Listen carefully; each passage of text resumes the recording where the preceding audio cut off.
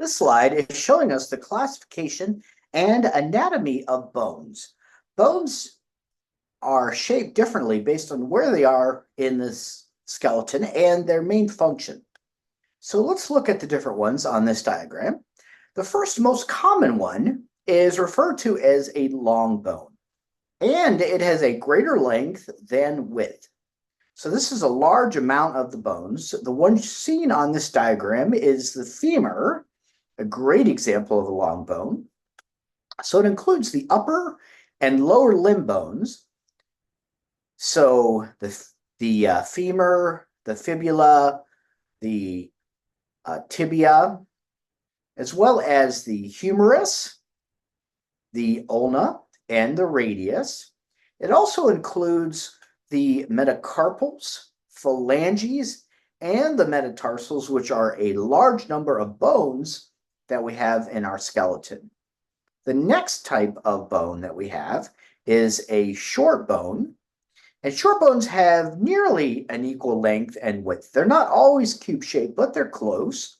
Some of the common examples of short bones would be the ones that are found in the wrist, which are called the carpals, and also the ones that are found in the ankle, which are called the tarsals. So carpals and tarsals. The next type of bone is a flat bone.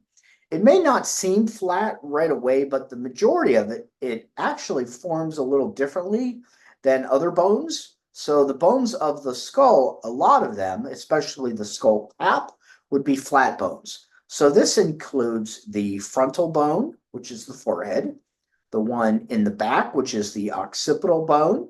It also includes the top, the superior portion of the skull, called the parietal bones, as well as the temporal bones, which are on the lateral side. So flat bones have a thin, flat surface, frontal, temporal, parietal, occipital, and also the sternum. And parts of the sternum are called the manubrium, as well as the body of the sternum. Irregular bones are complex shapes, and the best example of these would be the vertebra for singular, vertebrae for plural. And the last group of bones is what's called a sesamoid bone. It actually looks kind of like a sesame seed. It's usually a bone that's embedded in connective tissue, like perhaps a tendon or ligament. And the best example of that would be the patella. The general structure and the gross anatomy of long bones is they have different parts of them. The general shaft of the bone is what's called the diaphysis, and on both ends of the long bone is another region of the bone called the epiphysis. It's an enlarged region at the end. So there's one at each end. And remember, since it's a limb, we use the directional terms proximal and distal. So we have the proximal epiphysis and the distal epiphysis. So in the case of the humerus, the distal or the proximal epiphysis would be closest to the shoulder. The distal epiphysis would be further away from the shoulder at the elbow joint. So the epiphysis gives an extra surface area for bone-to-bone contact, as well as attachment sites for both tendons as well as ligaments.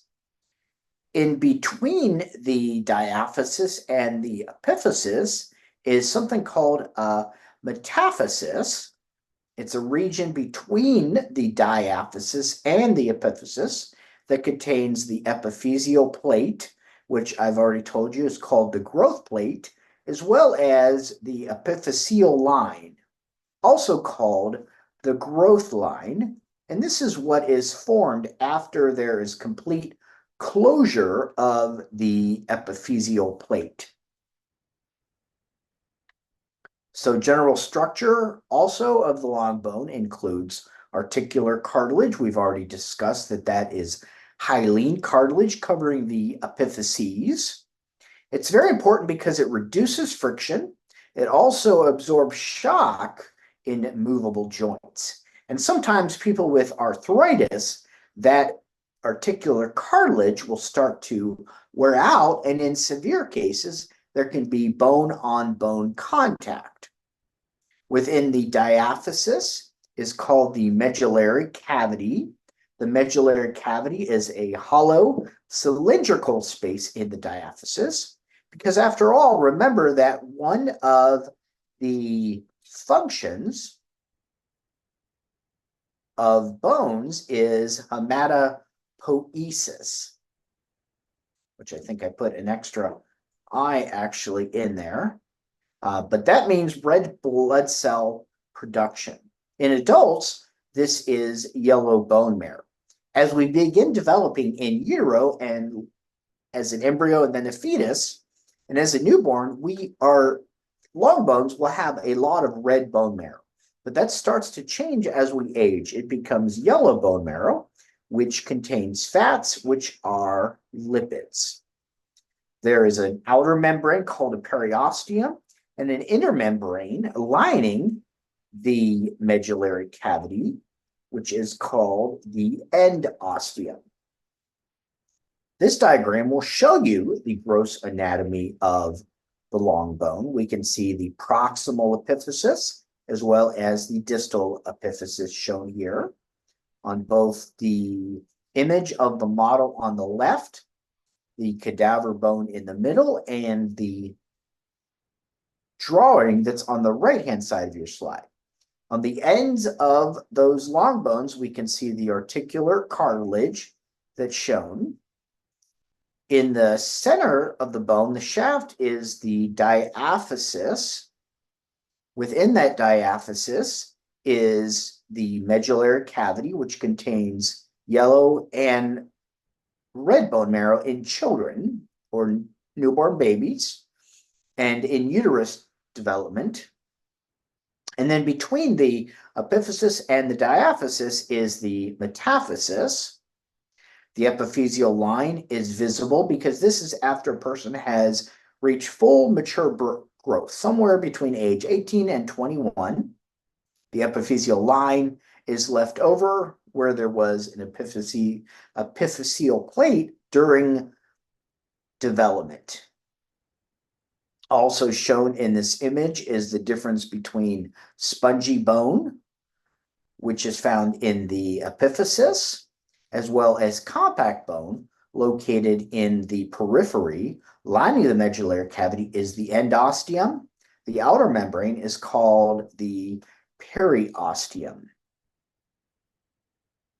So the endosteum is that central membrane of the medullary cavity, the innermost internal surface of the bones. It contains specific cells called osteoblasts and osteoclasts, which are important for bone remodeling.